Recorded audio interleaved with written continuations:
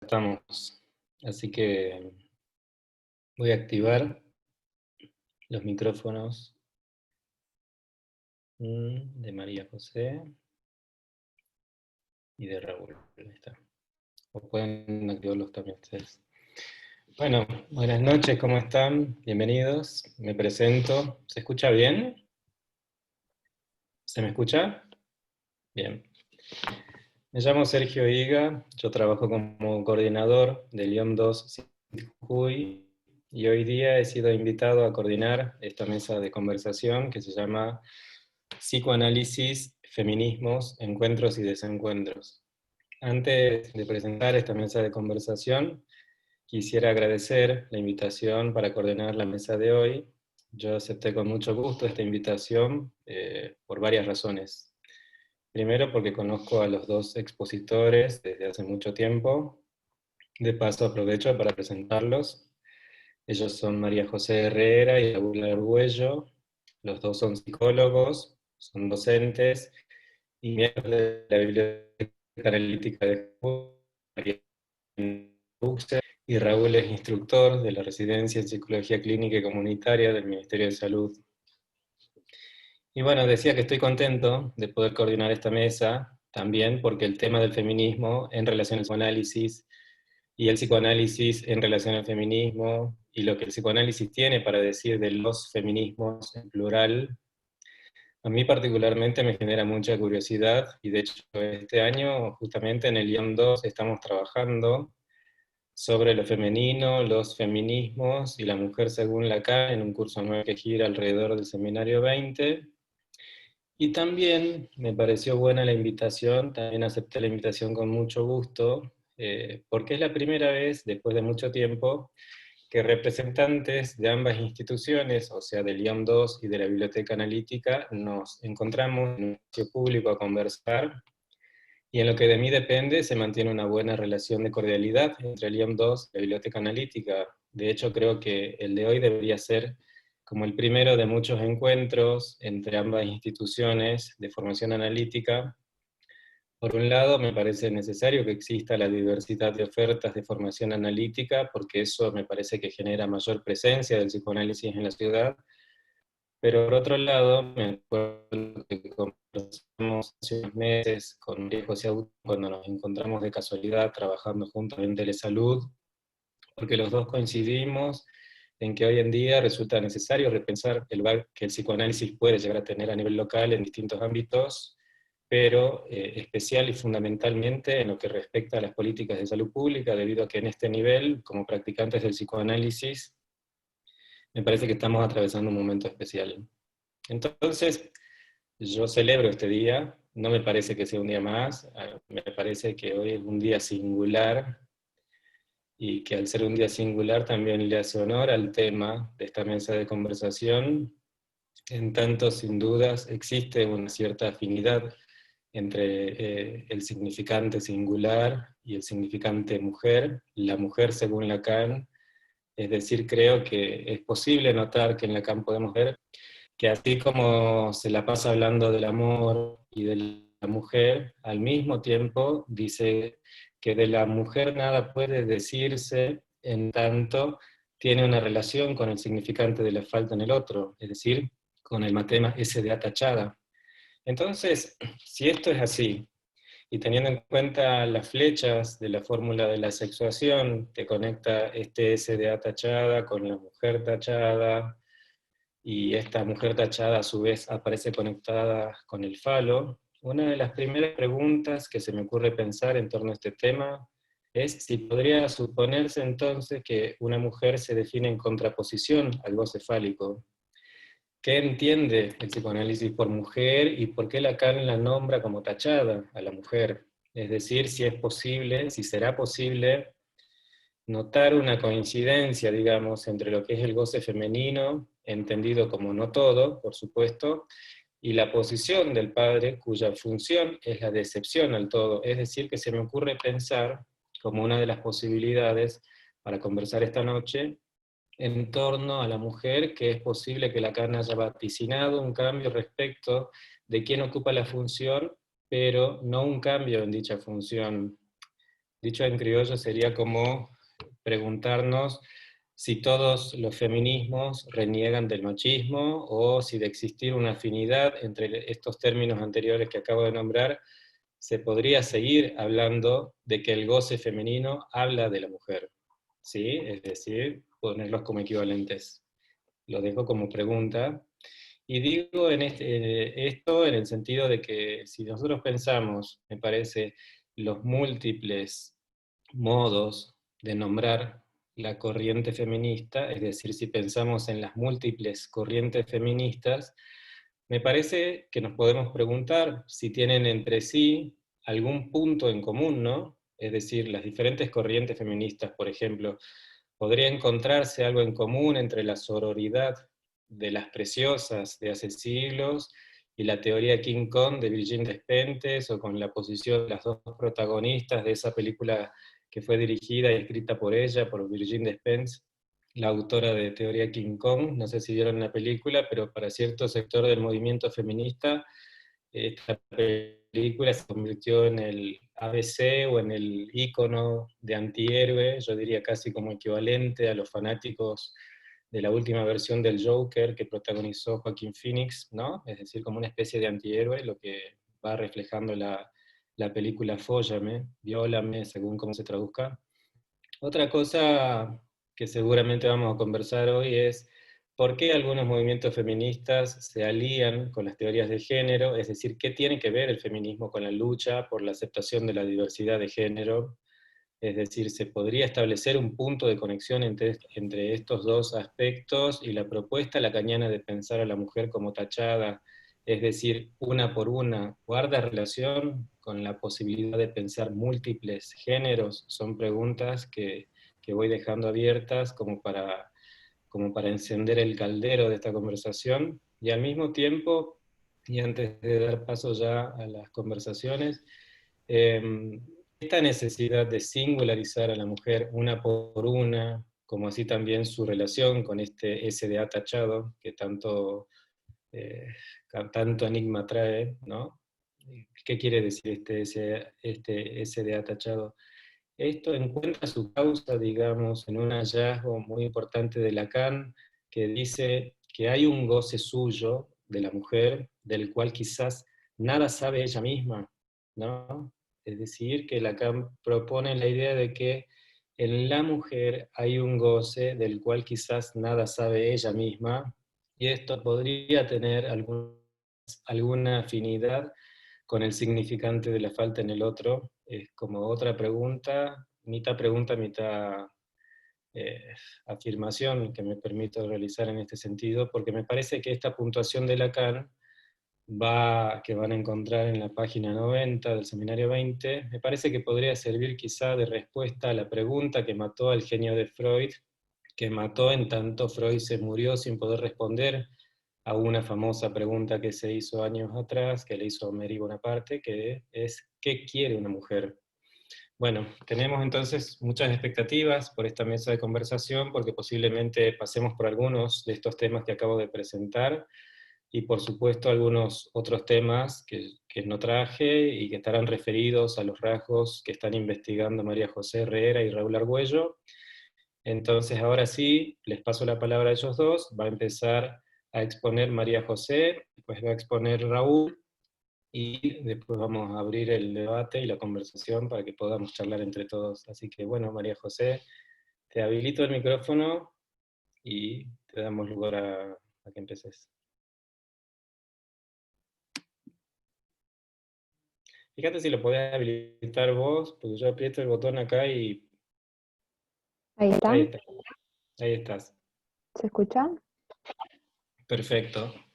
Bien. Bueno, en primer lugar, buenas noches. Un placer compartir esta mesa virtual con Sergio y Raúl, eh, personas que estimo mucho.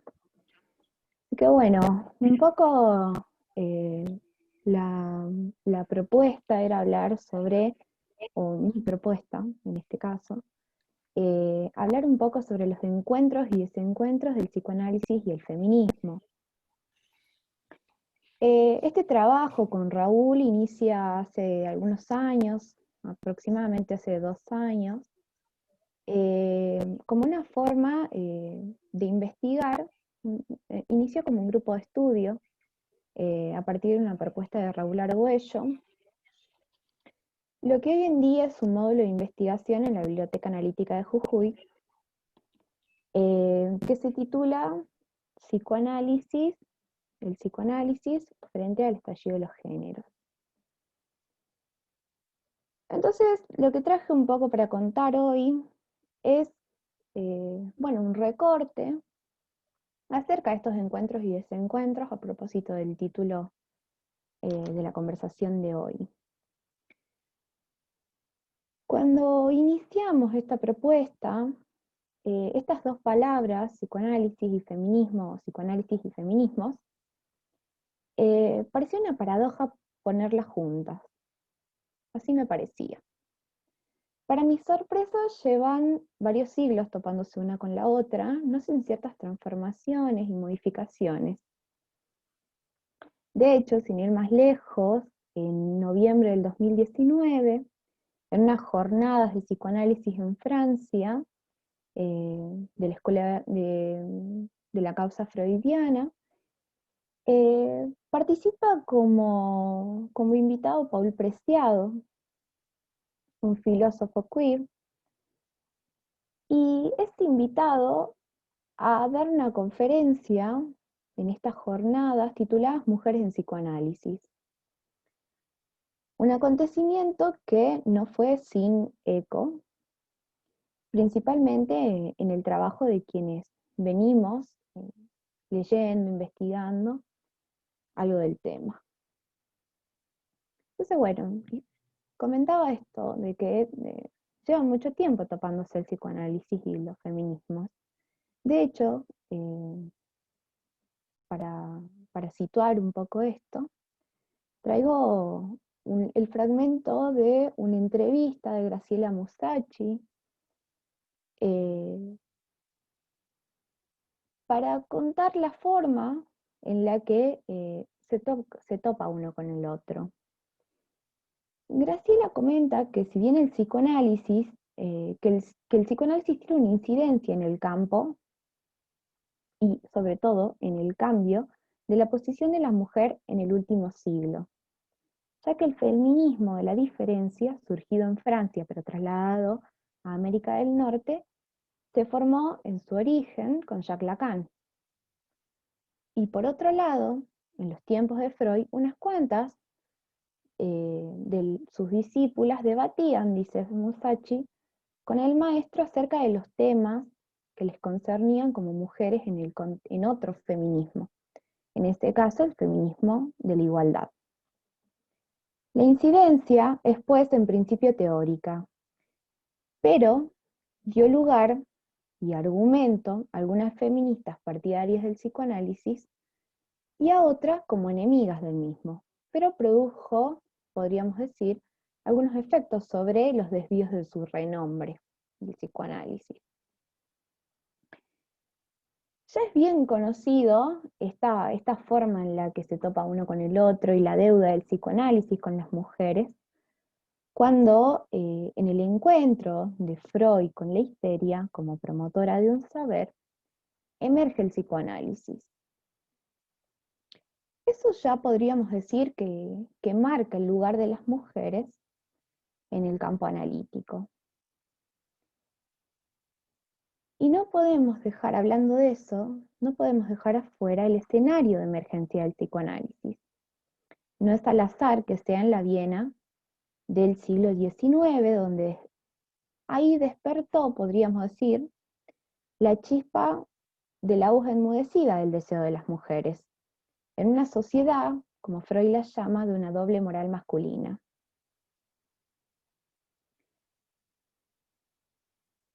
Una época en la que había podríamos decir, una moral victoriana de abstinencia sexual, que nos podría llevar, en ese contexto, a revisar algunas de estas cuestiones en las que el psicoanálisis se topa con el feminismo, Para lo cual, yo en esta presentación pensé en trabajar alrededor de la publicación de una revista feminista que se llama Feminaria.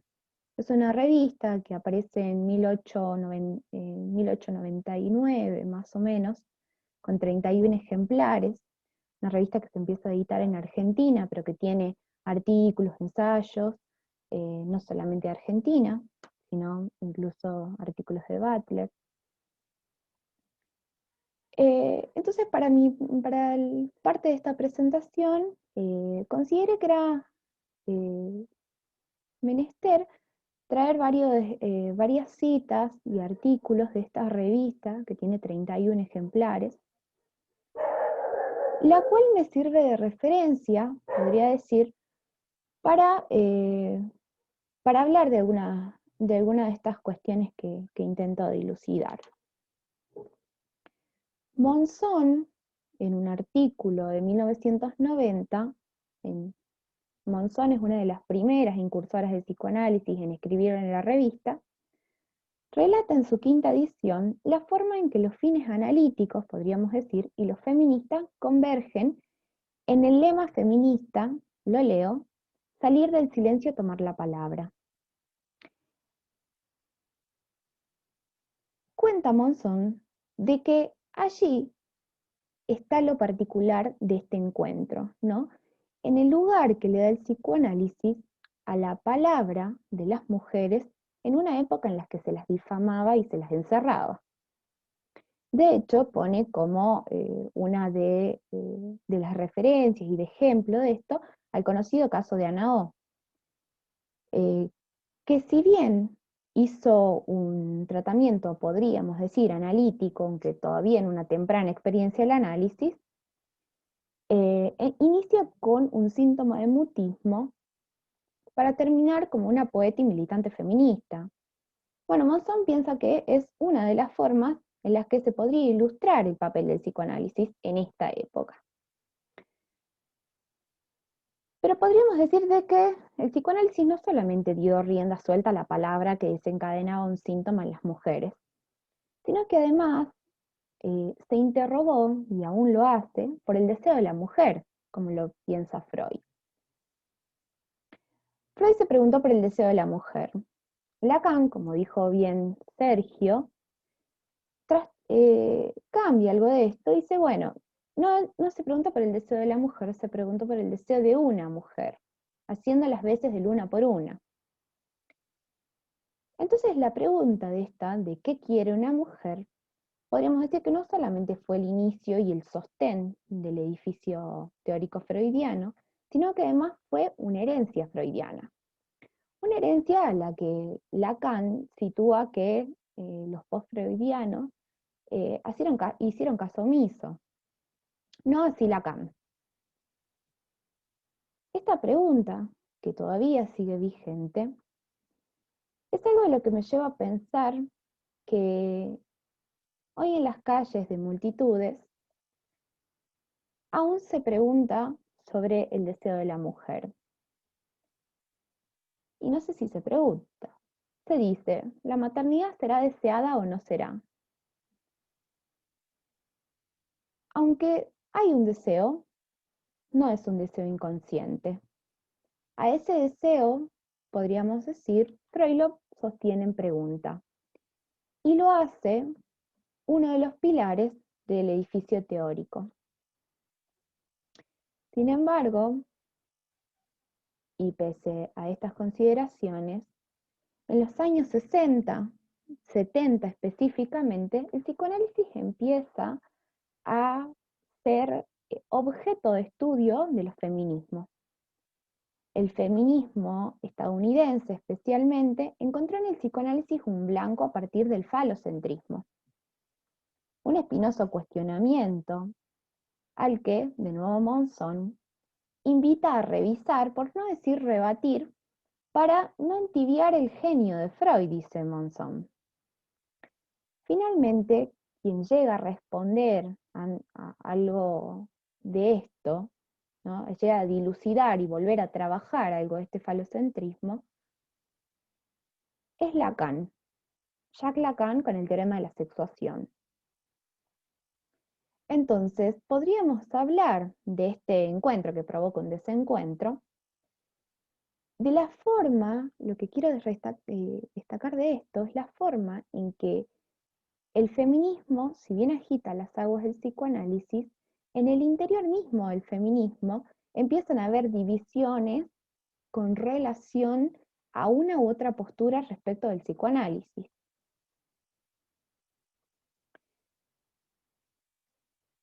Podría proponer hacer un alto aquí, ¿no? Y preguntarnos si las posturas políticas son correlativas a las teorizaciones inconscientes que empezaban a tomar forma por entonces.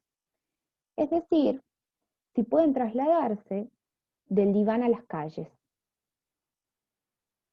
Contextualizando un poco, a la vez que en Francia, en 1909, aparece el famoso manifiesto futurista, estableciendo, y cito, queremos destruir y quemar los museos, las bibliotecas, las academias varias y combatir el moralismo, el feminismo y todas las demás cobardías oportunistas y utilitarias. Y como si fuera poco, Marinetti aclara que dentro de lo que pretende glorificar se encuentra el desprecio a la mujer. En el mismo año, viviendo en Viena, le piden a Freud contestar una encuesta para una reforma conyugal. Le piden, dentro de varias de las preguntas, que conteste si el sexo femenino debe estar representado en el tribunal de parejas. A lo que Freud responde, cito textual, simplemente es justo y adecuado consultar a las mujeres para tratar los problemas que conciernen a su esencial rol en la vida y reconocerles voz en todas estas decisiones. Quizás una de las razones por las que el psicoanálisis, por las que el feminismo incipiente de la época buscaba en el psicoanálisis un fundamento, ¿no? Algo de lo que Musashi dice que, bueno, pareciera una de las muestras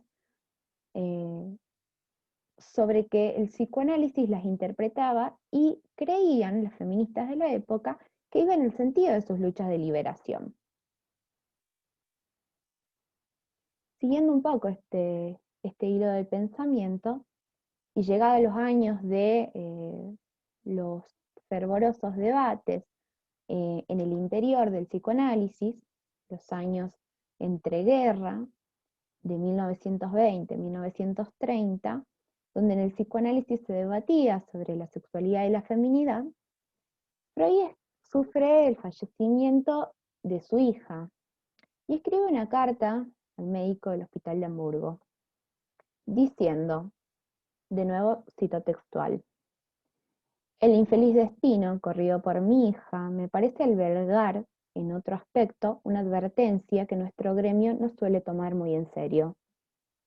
En vista de una ley necia e inhumana que obliga a continuar con el embarazo, aún a mujeres que no lo desean, se torna evidente de que el médico tiene el deber de indicar los medios adecuados e inocuos para prevenir embarazos no deseados.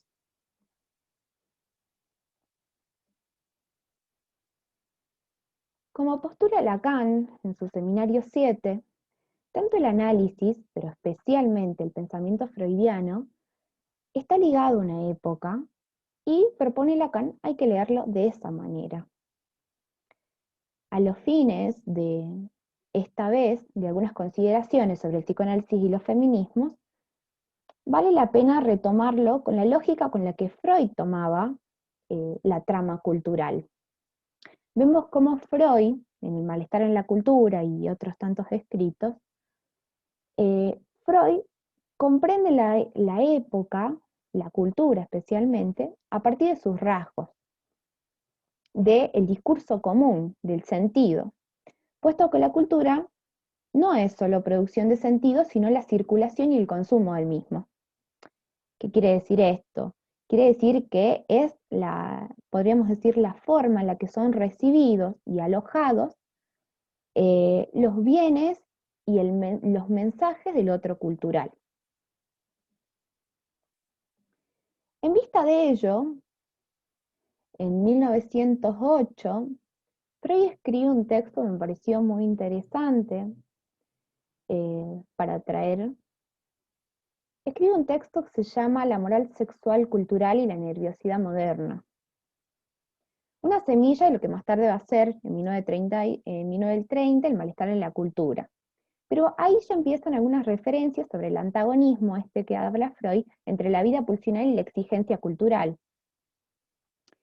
Lo que me interesa dilucidar algo del texto, que también me llevó una sorpresa cuando lo leí, es que Freud establece ahí una ligazón entre esa creciente nerviosidad, entre la neurosis y las consecuencias de una modernidad. Pareciera que esto que viene marcado con la modernidad tiene como eh, un lugar muy interesante para la sexualidad, que con sus exigencias abriría paso al síntoma neurótico. Pero en ese contexto, Freud lee las posibilidades para las mujeres de la época. Dice Freud, pareciera que en esta sociedad de doble moral masculina, le llama así porque dice, bueno, si bien es una sociedad que se basa en cierta moral, en abstinencia y demás, a la vez se habilitan burdeles, infidelidades para el sexo masculino. No así para las mujeres. Lee otras posibilidades para las mujeres. Dice Freud, esposas o enfermas nerviosas. Es algo que un Freud temprano todavía, en 1908, viene a cuestionar inscribiendo, eh, inscribiéndose en un cambio de época e incluso acelerando un cambio de época, arrasando con el valor del ideal y los modos pulsionales culturales que se enmarcan en la moral victoriana, podríamos decir. Allí hay un punto de convergencia con el feminismo. El evidente peso del feminismo en la trama cultural de los últimos siglos marca algunas de las grandes transformaciones, no solamente a los ideales imperantes, sino también a la relación entre los sexos y las producciones de significaciones.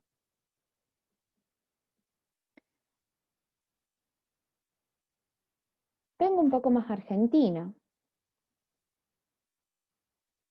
para contarles algo sobre un artículo de Claudia Anzorena, un artículo del 2007, en una nota de Feminaria también, en la que dice que mujeres y feministas se habían instalado en el espacio público como un actor con fuerza para negociar la agenda de prioridades públicas y sociales, en gran parte gracias al importante papel que jugaron las mujeres en la derrocación de la dictadura, es decir, encabezado por las Madres de Plaza de Mayo, y también por el descrédito de las iglesias católicas y la participación de los sectores conservadores en su accionar en el periodo oscuro. El Estado, dice Anzorena, a través de estas leyes, de las leyes sancionadas a partir del 2007, hacía explícito su reconocimiento de las mujeres como ciudadanas que debían garantizarles los derechos.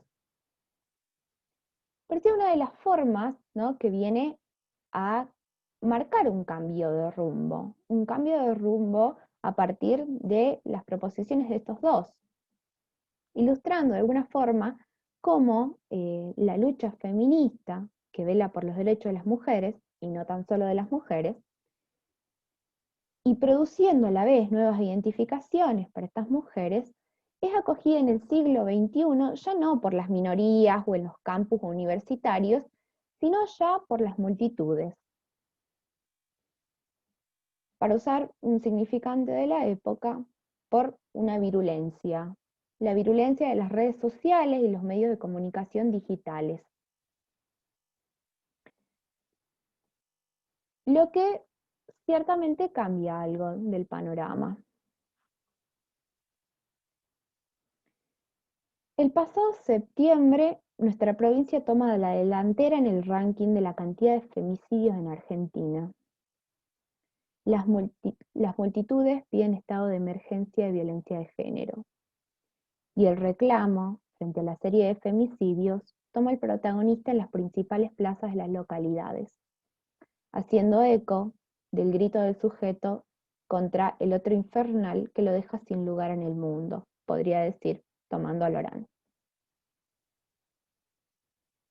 El lugar de las multitudes vuelve a ser, nuevamente, el centro de la escena. Podría decir, también, citando a Gabriela Rodríguez, en La cara entre las feministas, que la multitud presta cuerpo al incorporarse en ella y hacerse un grito inarticulado, protagonista de las redes sociales y los medios masivos, produciendo un efecto de ampliación que ya Freud lo viene trabajando en psicología de las masas y análisis del yo, de la mano de Le Bon como el alma colectiva. Lo que es un rasgo que hace a la particularidad de la tan cuestionada cuarta ola del feminismo. Entonces, ¿qué cuenta Gabriela Rodríguez en este artículo? Cuenta que esta forma de hacer masa, esta relación entre la mujer y la multitud, en los últimos años se ha convertido en un modo de política feminista. Y aquí nuevamente vuelvo a un ejemplar de la revista Feminaria.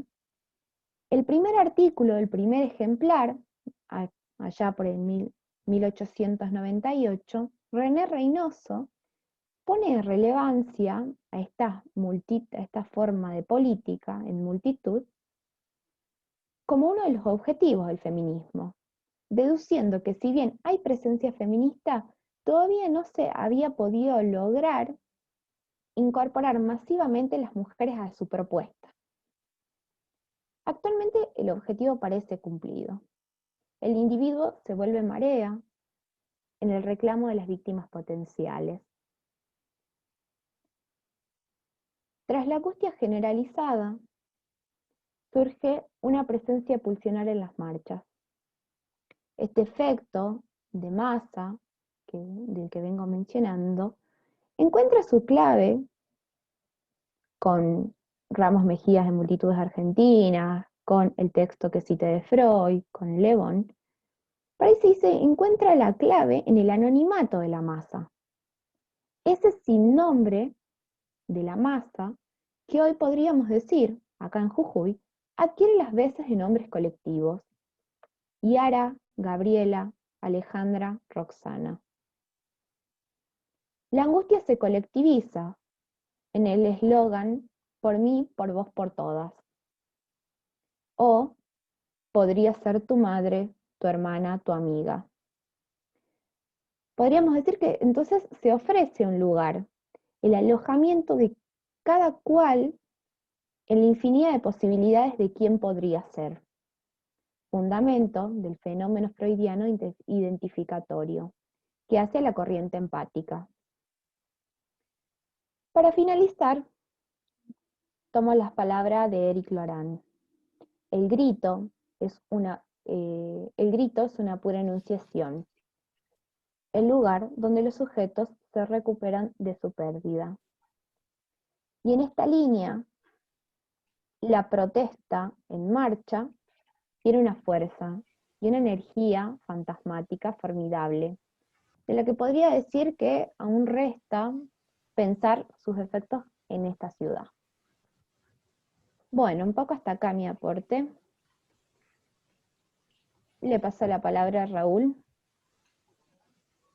Gracias, María José. Bueno, buenas noches.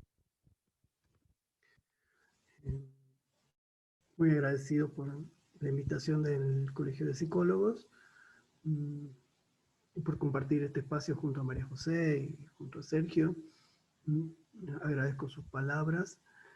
Y bueno, no quiero dejar pasar la ocasión también para para hacer mención a este mes de la psicología, este evento organizado por esta gestión del Colegio de Psicólogos, que viene con un nuevo impulso que me resulta muy interesante, me parece lleno de vida. Estamos asistiendo a un nuevo momento del Colegio de Psicólogos donde se ven mucha participación, se ve que las puertas del colegio están abiertas, se ve participando mucha gente de distintas edades, de distintas corrientes. Esto que está haciendo el colegio de abrirle un espacio a los que estamos trabajando, a los que estamos estudiando, formándonos, formando gente, transmitiendo lo que hacemos en esta serie de actividades y en esta semana dedicada al psicoanálisis. Así que bueno, desde ya mi agradecimiento, mi reconocimiento para esta gestión del Colegio de Psicólogos.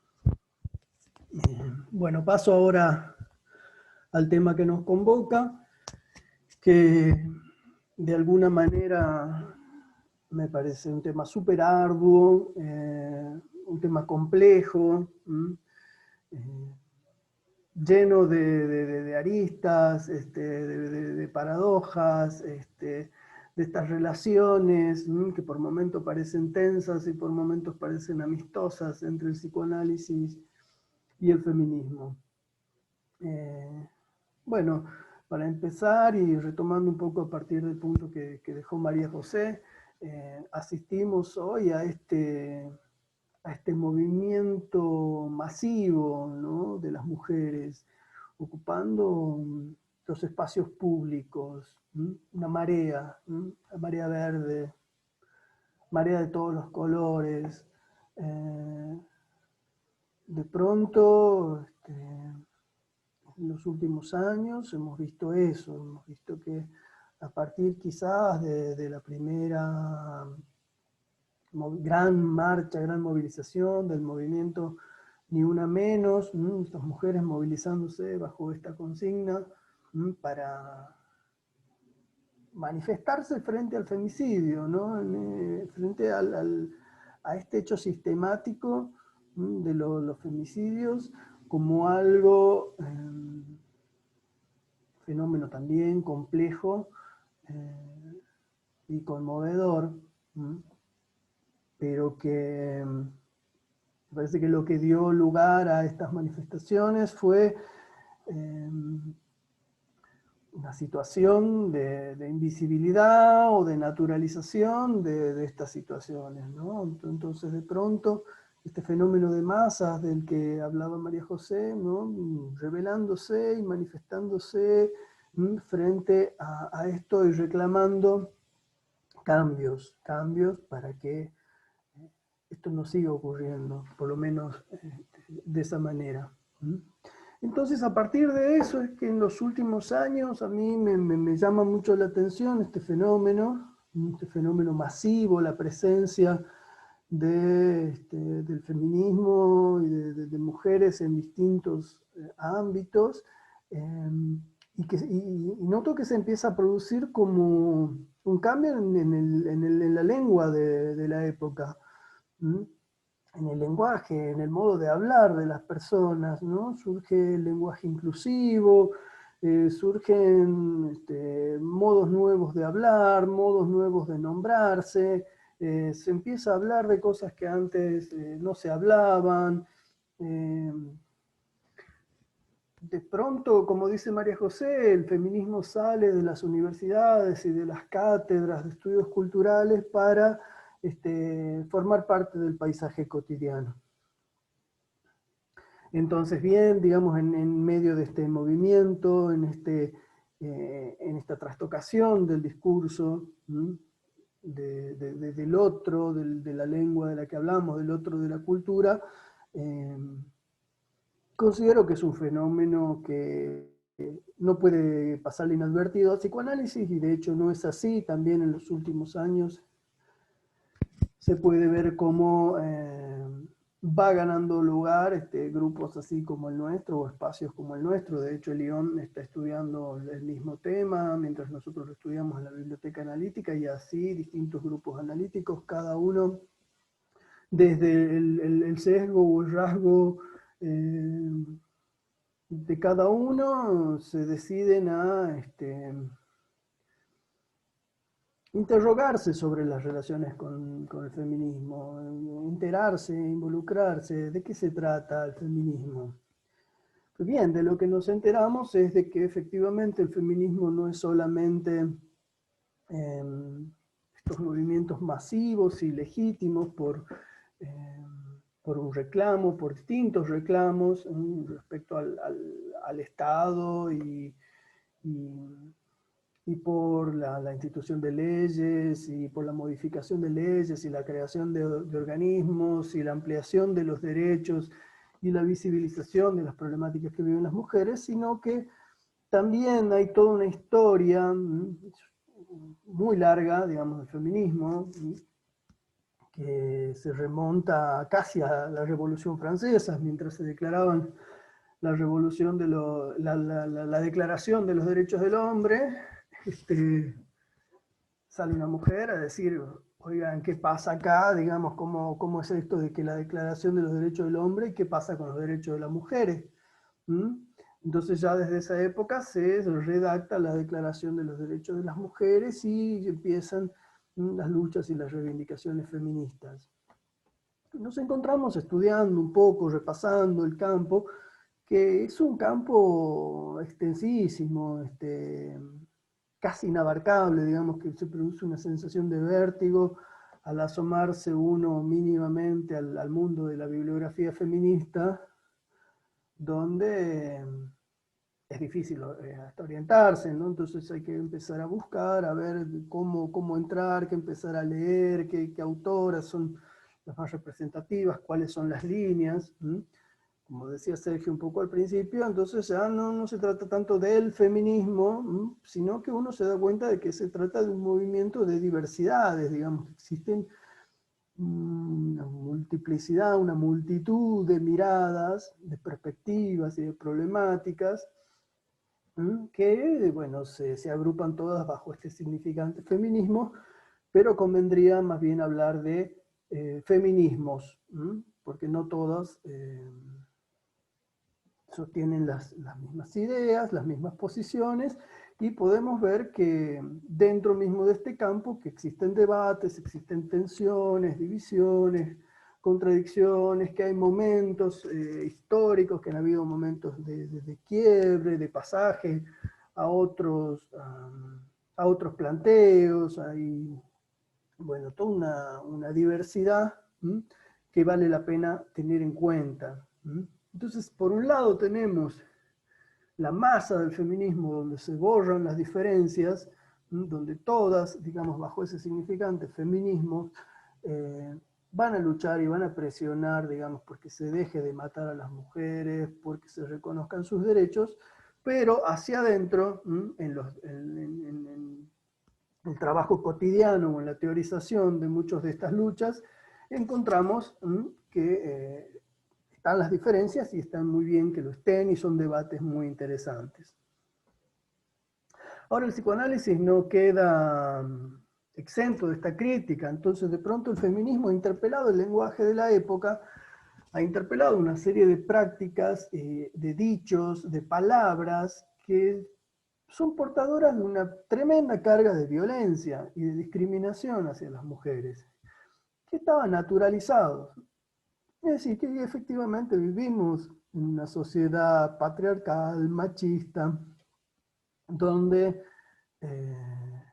hasta los chistes, comentarios, se puede ver hasta programas de televisión como hasta hace poco tiempo estaba naturalizado la cosificación de la mujer, el acoso, la degradación, ¿no? Hoy sería impensable ciertos programas humorísticos que hace 10 años eran tope de audiencia, ¿no? Hay cosas que ya no se aceptan. Hay cosas que ya no se pueden decir, digamos, tan livianamente. Entonces, el discurso feminista ha provocado eso, digamos, provoca una visibilización de cómo la violencia hacia las mujeres formaba parte del clima cultural de la época. De las épocas, digamos, porque remontándonos hacia atrás, vemos que era aún peor. Y que los cambios, y que muchos cambios que hoy se dan como derechos naturales o derechos de por sí, digamos, como el hecho de que las mujeres puedan estudiar o puedan trabajar, han sido efecto de luchas feministas. Bien. Esperemos que pronto y en algunos años podamos decir, digamos, lo mismo respecto a lo que está pasando ahora, y que efectivamente se produzca un cambio respecto a esto que pasa con las muertes de las mujeres. Pero acá, y como también mencionaba María José, el psicoanálisis no ha quedado indemne, digamos, de estos cuestionamientos, de estas interpelaciones, sino que el psicoanálisis también ha sido interpelado por distintos sectores del feminismo, no vamos a decir por el feminismo, sabemos que son varios, entonces ciertos autores, ciertos movimientos han visto en el psicoanálisis quizás el representante de un discurso, de una tradición patriarcal.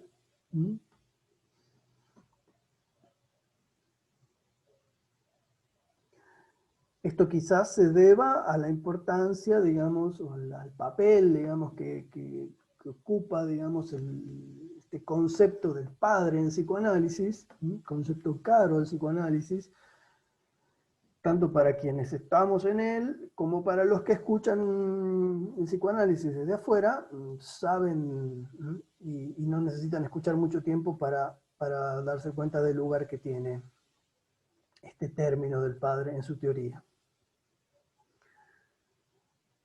Bien, es entonces, yo lo plantearía como una pregunta, ¿es entonces el psicoanálisis el representante de un discurso patriarcal o contribuye, digamos, de alguna manera a sostener este tipo de estos discursos? Hay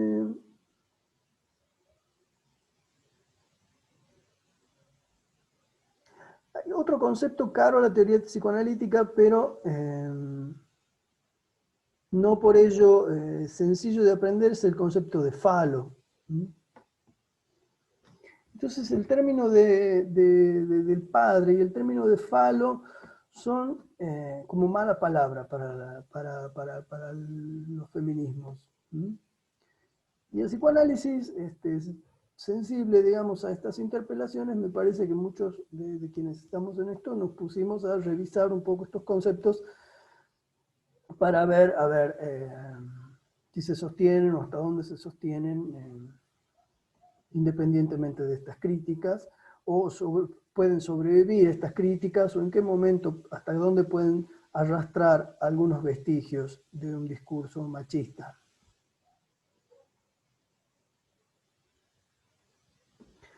Sobre todo los sentidos imaginarios otorgados a estos conceptos, ¿no?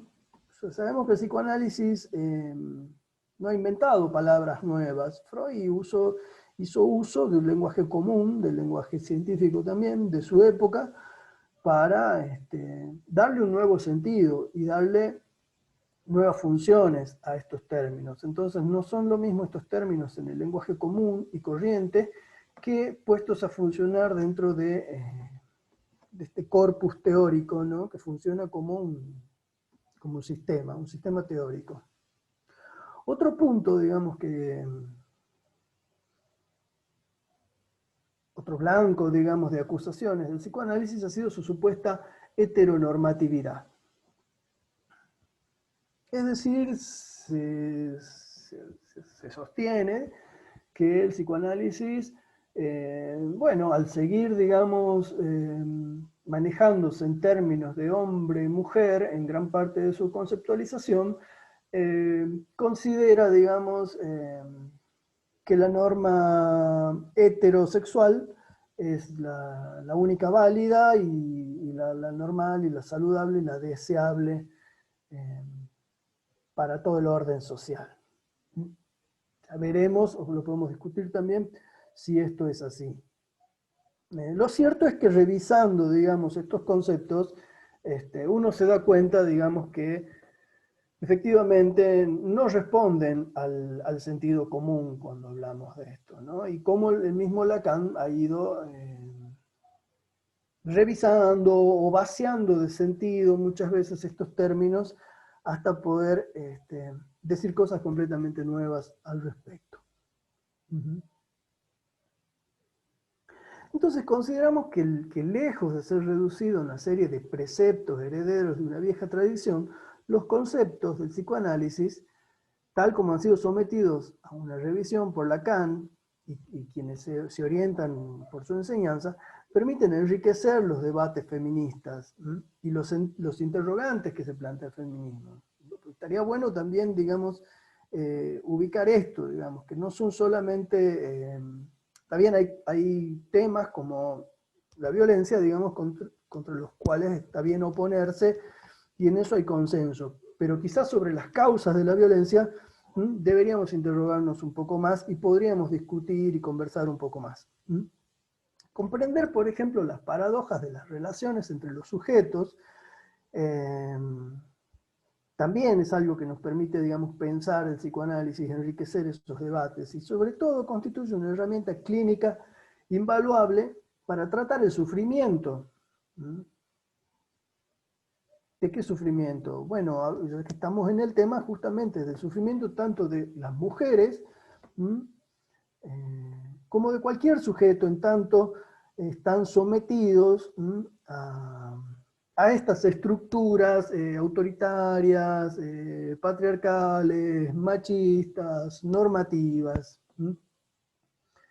Bien, si hay algo que el psicoanálisis no es normativo, digamos, y eso es un ABC, digamos. Es decir, que por más de que el psicoanálisis en cierto momento, cierto sector, digamos, de su teoría, se pueda plantear las cosas en términos de hombre-mujer, porque, bueno, resulta operativo, de ninguna manera trata o intenta o pretende imponer que eso deba ser la norma. De hecho, las posiciones de Freud respecto a la homosexualidad han sido, digamos, de vanguardia, como lo ha mostrado María José, digamos, ha sido el primero, digamos, en despatologizar, ¿no? la homosexualidad, por ejemplo, y bueno, y mostrar cómo las cosas eran un poco más complejas a nivel de la sexualidad. Veamos a ver un poco de estos términos. La mentada diferencia sexual, esta diferencia hombre-mujer, basada en la existencia de dos sexos, es la base sobre la que se asienta, a partir de Freud, un problema que ha de atravesar todo sujeto y deberá resolver en términos de falo y castración. Tenemos acá el concepto de falo. Falo y castración. El encuentro con esa diferencia se constituirá de allí en adelante en la marca de una alteridad radical, a la vez que una pérdida de goce. Esto es lo que llamamos castración. A partir de entonces, de esta pérdida de goce, de un encuentro con una alteridad radical, con un otro radicalmente distinto, es que se inaugura una búsqueda dirigida al otro por recuperar algo de esa satisfacción perdida. Esta búsqueda será mediada por el lenguaje, digamos, o sea que hay una pérdida del ser natural y a partir de entonces las satisfacciones del sujeto pasan por el lenguaje. Es decir, que deberá nombrar los objetos, digamos, que busca para su satisfacción.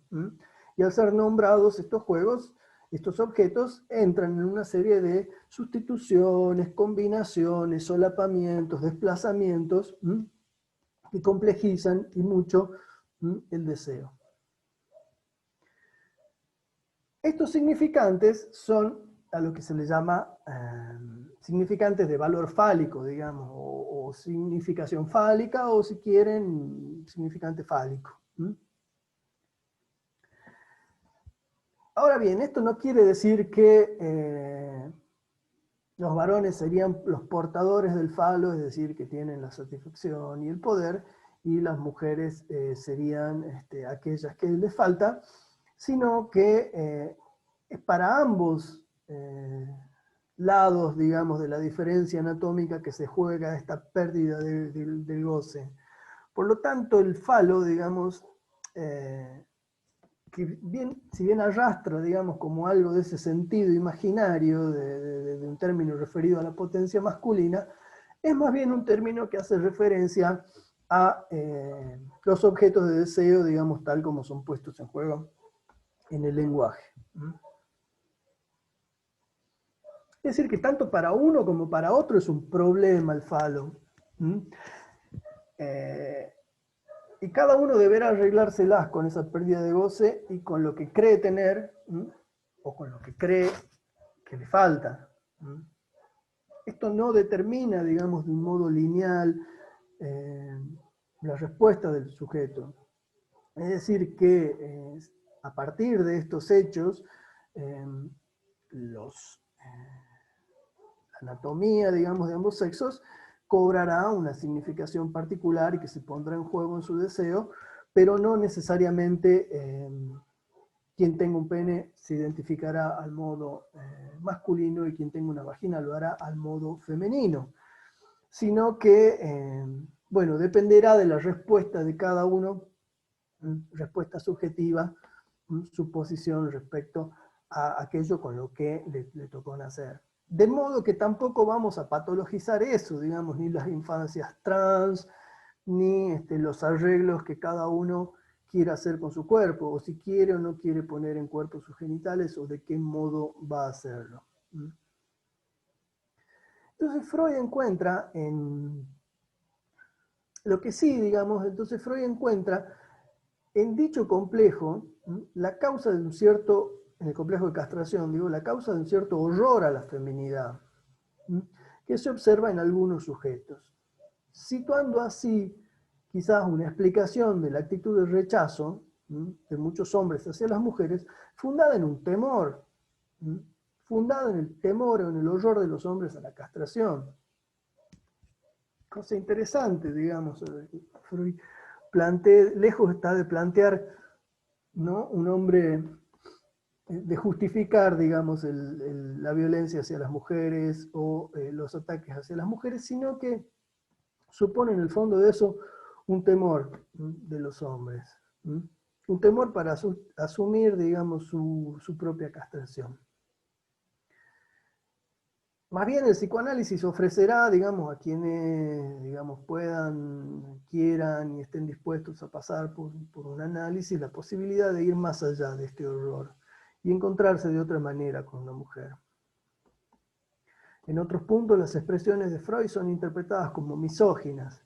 Un misógino contrariado, dice Miquel Bassols. Hay ciertas expresiones de Freud que se podrían interpretar en un sentido de cierta misoginia, quizás propia de la época, quizás parte de su gusto personal o de sus propios complejos. Sin embargo, dice, es un misógino, Freud fue un misógino contrariado, dice Miquel Bassols.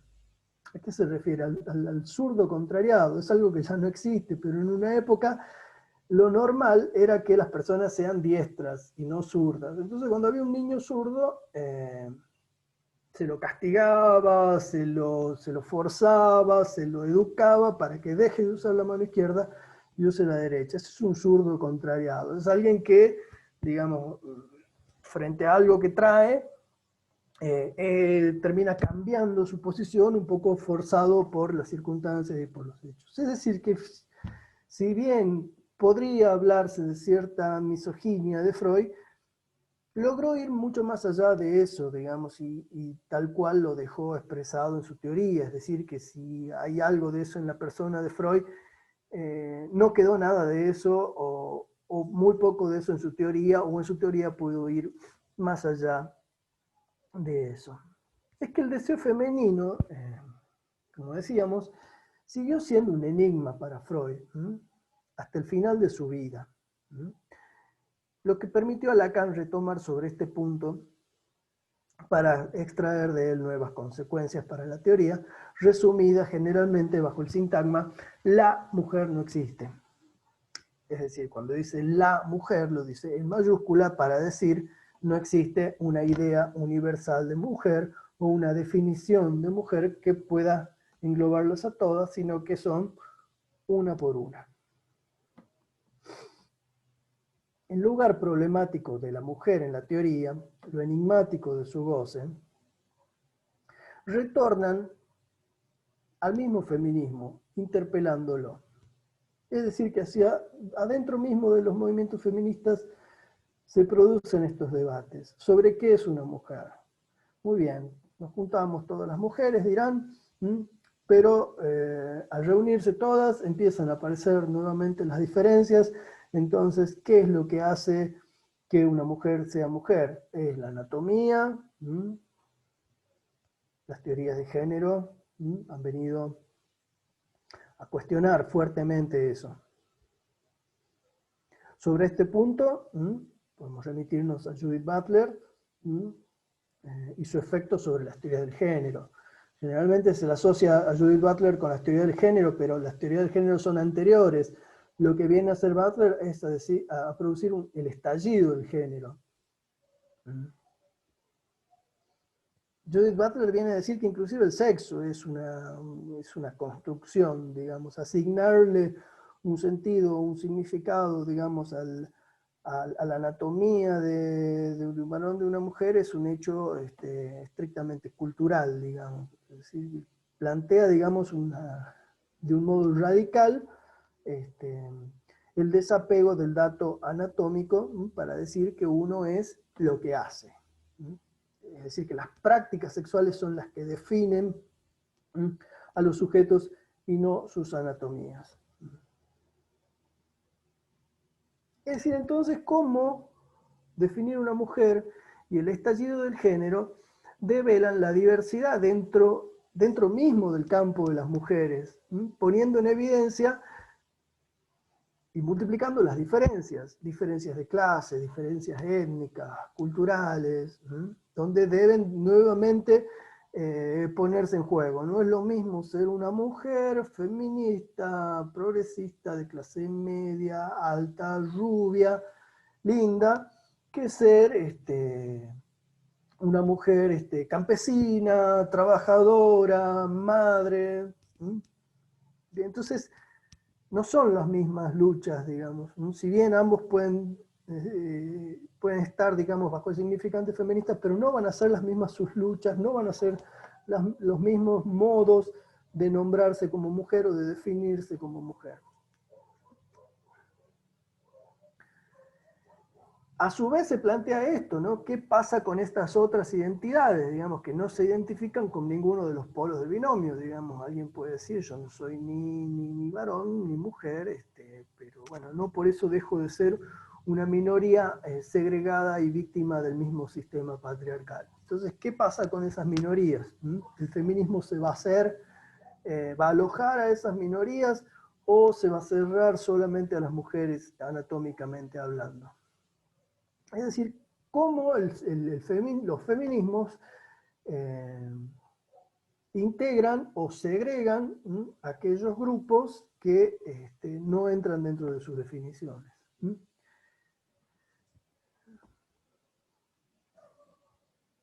Esto llevaría a una paradoja, porque si el feminismo, digamos, se ha tomado el trabajo de denunciar, digamos, las violencias simbólicas, estructurales dentro de una sociedad, y cómo la mujer muchas veces era víctima, es víctima de ese tipo de prácticas discriminatorias, se devela que no son las únicas víctimas, digamos, se devela, digamos, la violencia contra las mujeres, contra los menores, contra los homosexuales, contra las sexualidades disidentes, contra los negros, contra los inmigrantes, y esto es lo que la llevó a Judith Butler, me parece, a no limitar, digamos, su lucha y su militancia al feminismo, sino que ella la llevó justamente hacia, hacia la política en un sentido amplio.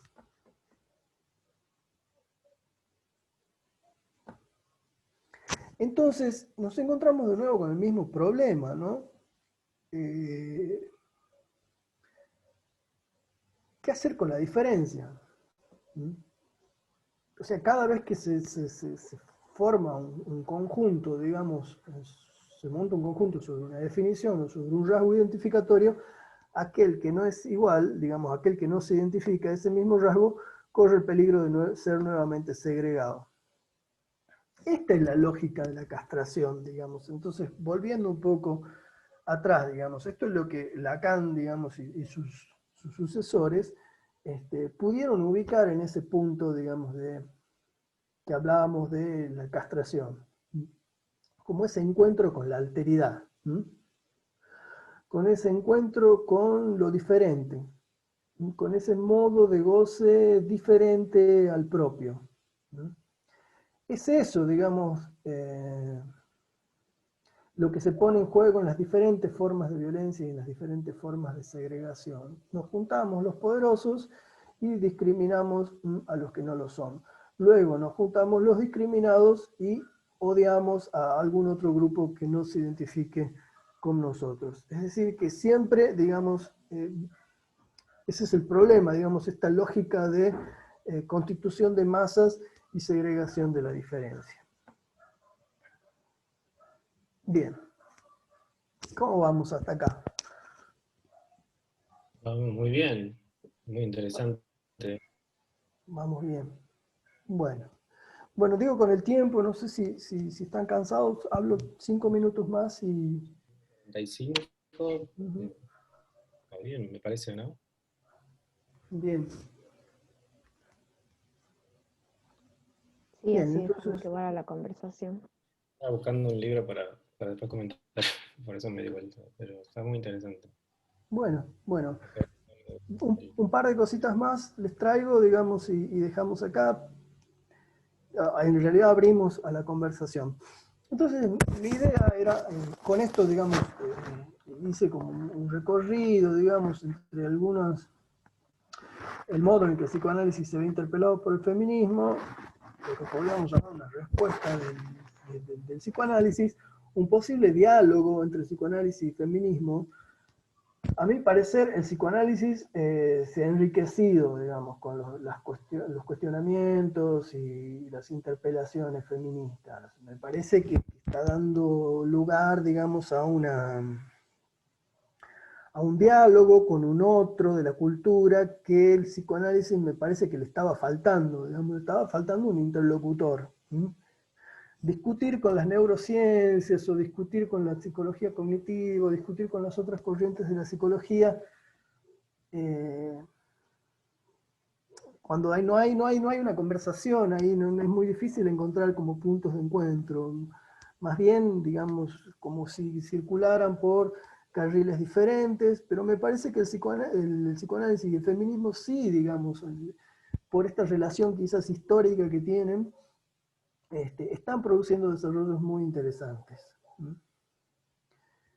Y con esto quería, digamos, que me ha llevado a plantear esto de la segregación y al tema de la violencia, digamos, que quizás se lo pueda pensar a partir de esta lógica de la segregación. Veamos ¿sí? la explicación del femicidio, de los femicidios. No digo la explicación, porque no hay una explicación, digamos, algo que venga a explicar por qué se producen los femicidios. En todo caso son uno por uno y habrá que ver en cada caso qué fue lo que pasó. Sin embargo, existe esta tensión, ¿no?, entre lo estructural y lo singular. Me parece que también tenemos que enriquecer los debates en ese sentido.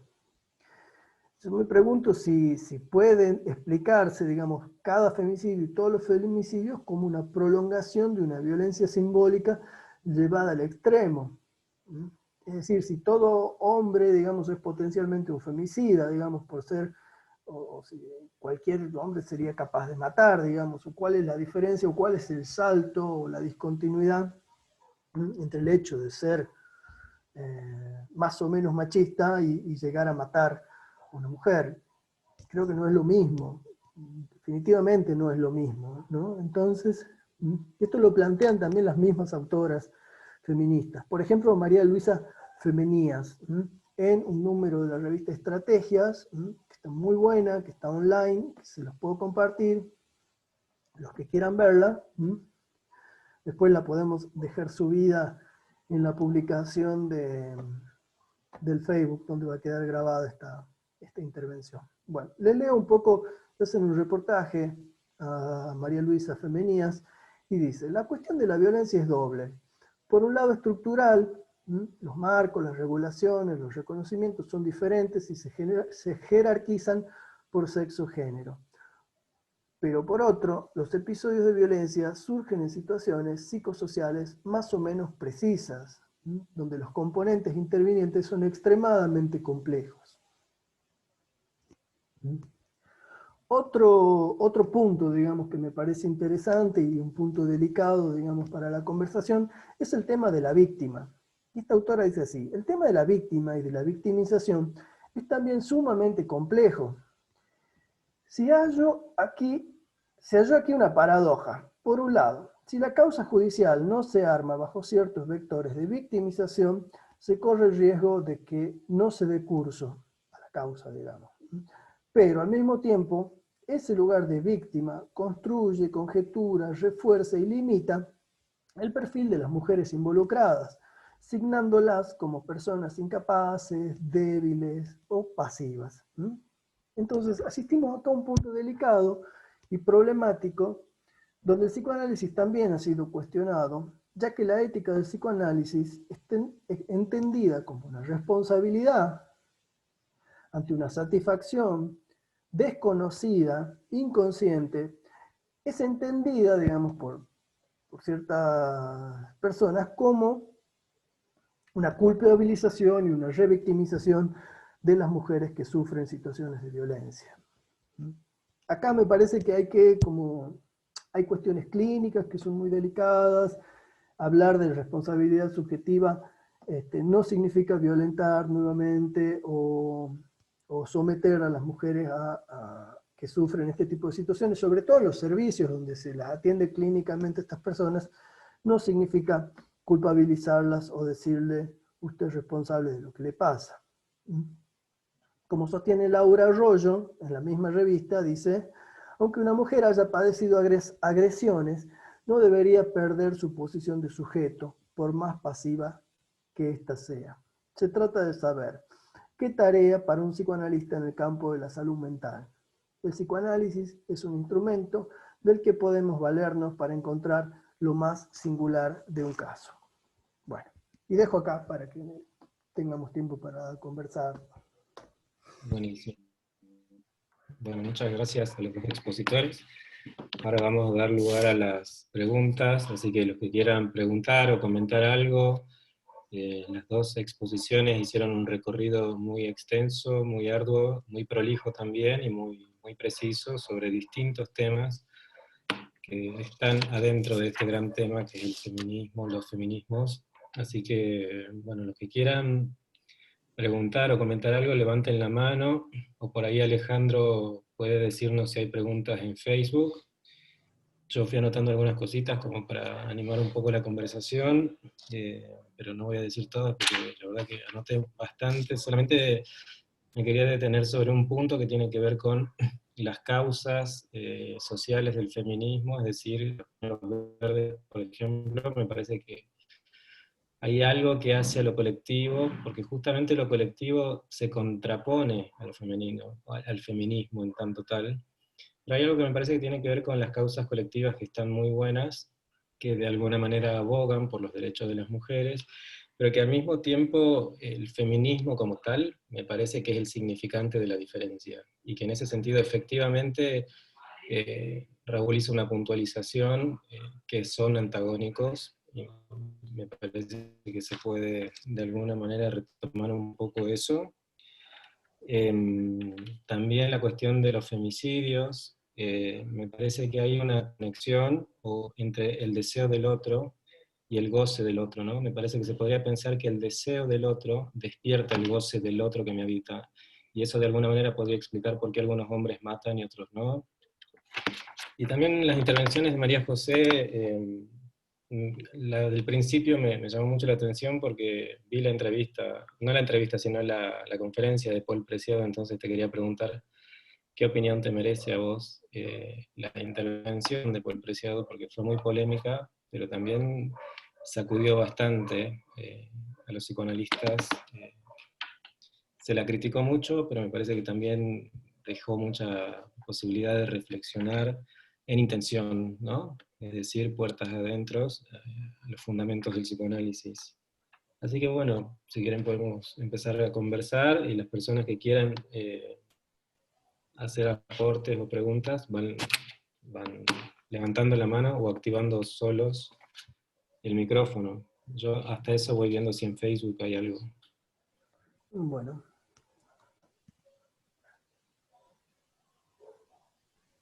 Bueno, un poco con esta entrevista que decían, o mejor dicho, su participación en las jornadas,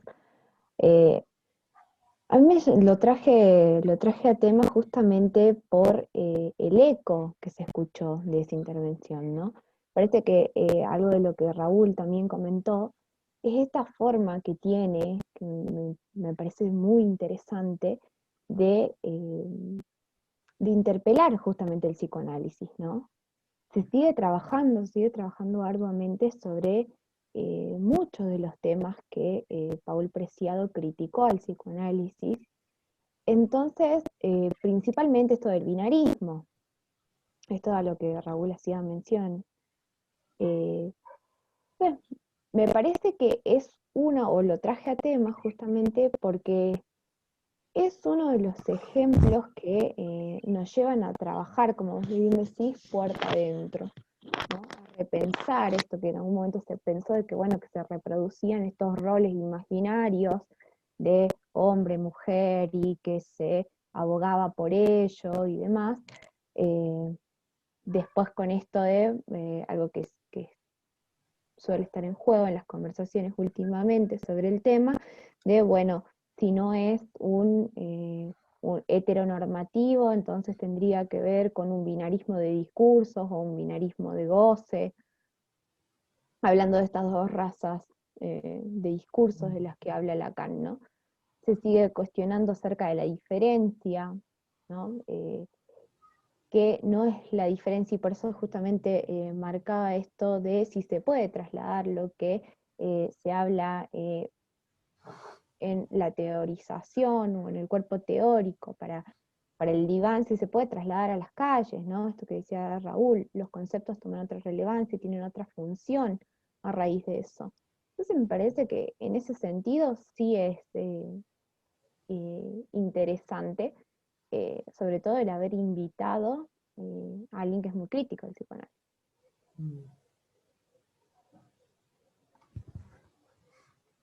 Sí, ha causado mucho interés. Eso, como decía, como dije, ¿no? En mi exposición, digamos, las interpelaciones le hacen bien al psicoanálisis porque el psicoanálisis necesita como refrescarse, porque a veces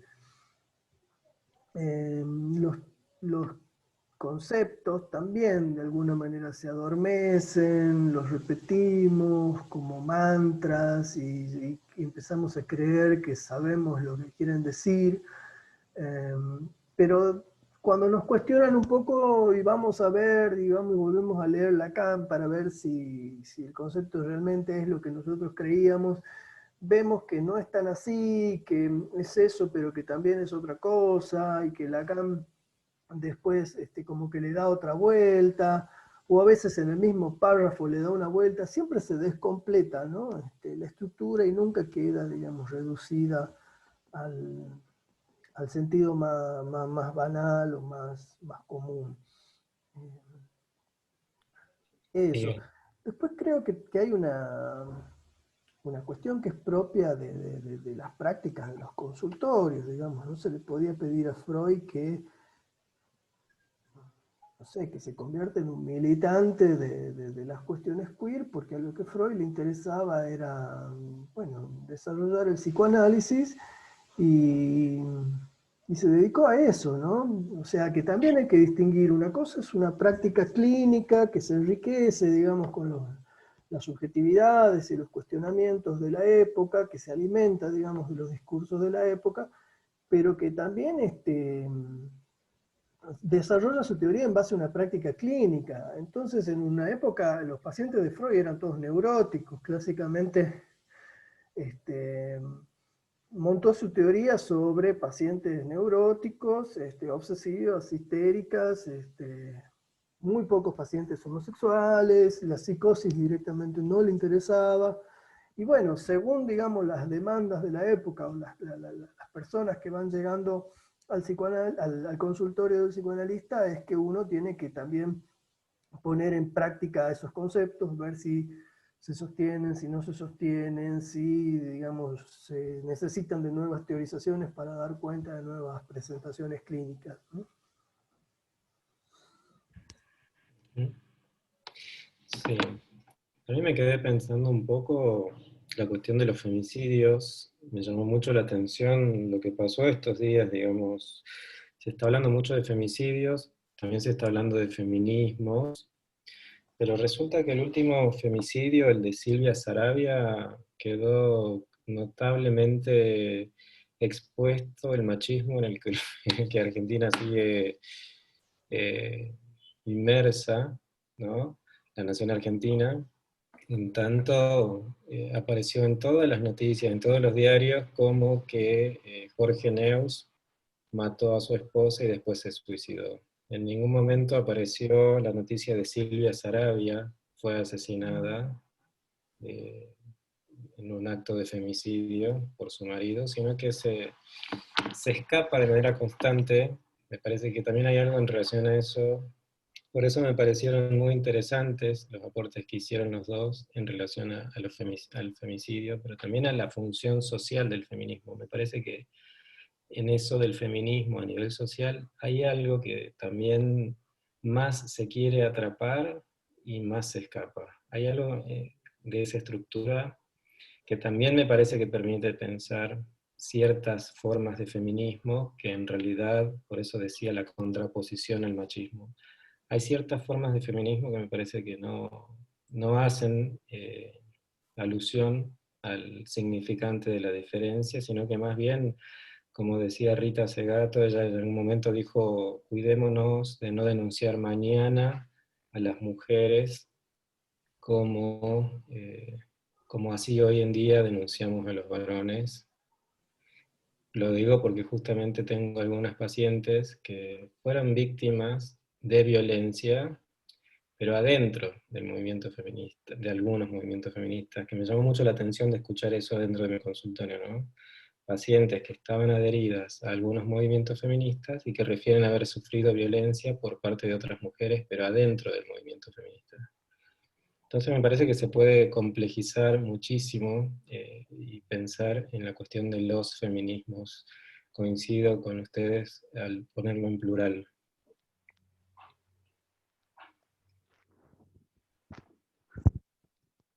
Bueno, veamos, está Graciela, está Mabel Sánchez, está María Silvia, está Tania, también creo que estaba Carolina Toconás, a lo mejor alguien quiere hacer algún comentario.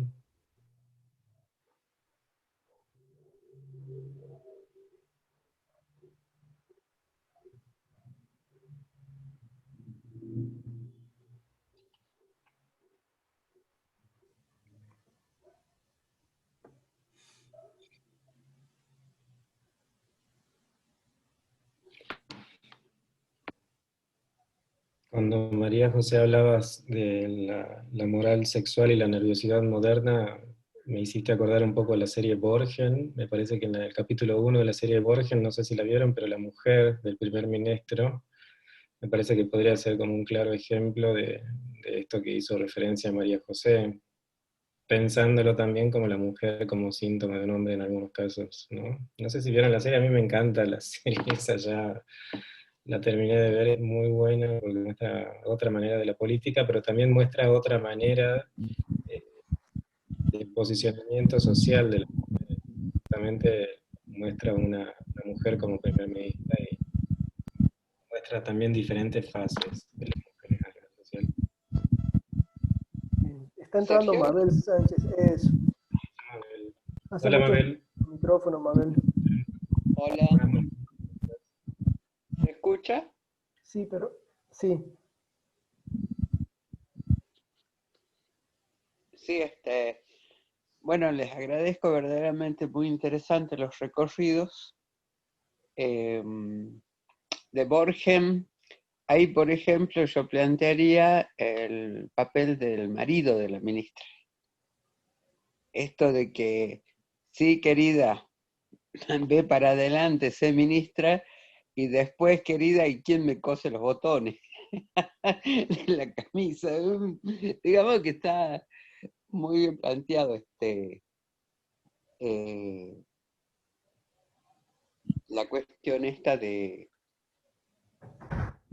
bueno, cómo se establecen estos vínculos. Y lo que me parece importante es destacar esto, digamos, cuál es la posibilidad de, porque eso es lo interesante, del que se escriba dentro de lo que es la fórmula de la sexuación, como mujer o como varón, porque eso también hay que tener en cuenta, digamos, respecto a que, como decía Freud, la anatomía no es el destino. Entonces creo que ahí es lo que el psicoanálisis, a partir de los desarrollos también que hizo Lacan, brinda a aquel que sufra, ya sea como mujer o como varón. Ese es el punto. Y en donde se complejiza muchas veces la cuestión de cómo salir de ciertos círculos en donde la satisfacción está relacionada con la violencia. Es ahí, digamos, hay un punto de goce donde, bueno, vamos, está la posibilidad de ponerlo, digamos, a trabajar, reducirlo vía un tratamiento. Creo que en esas cuestiones me parece que es la posibilidad de alguien de modificar, digamos, ciertas situaciones, de elecciones, ¿sí? De estilos de vida, de formas, y darse una segunda oportunidad.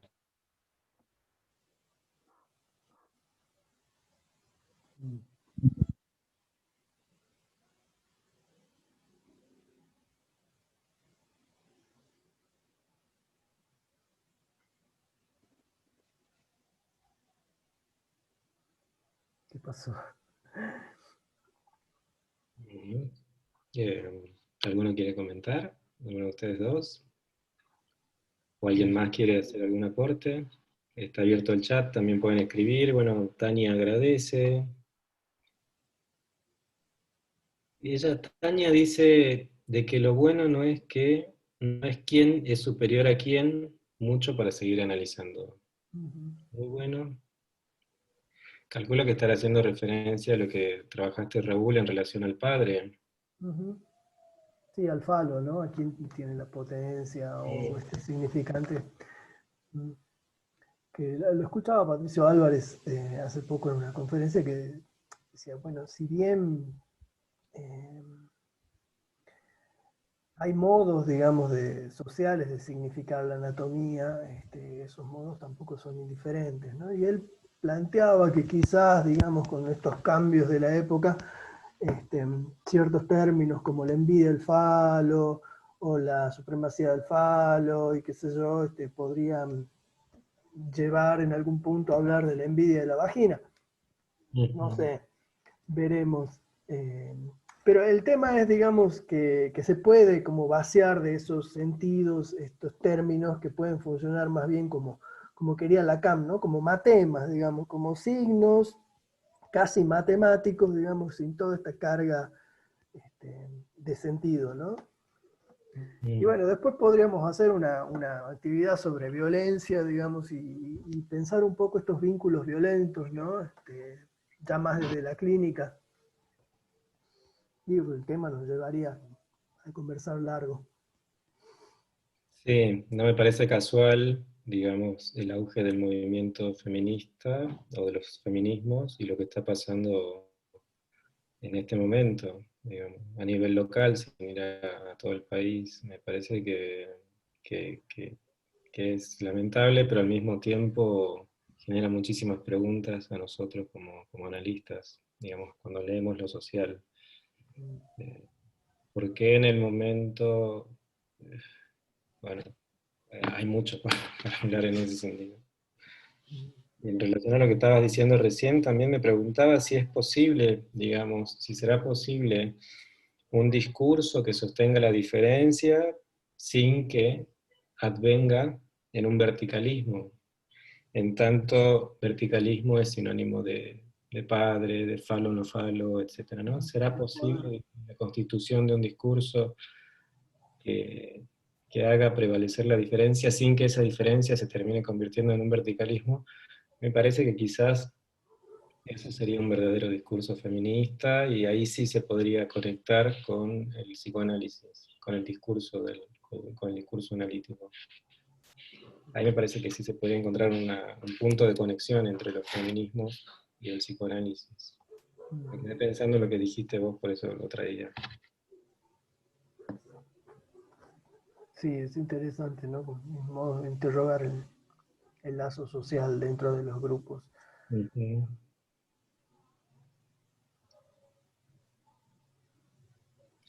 Bueno, si nadie más quiere comentar nada, si quieren vamos cerrando, si les parece, o alguien más quiere comentar algo.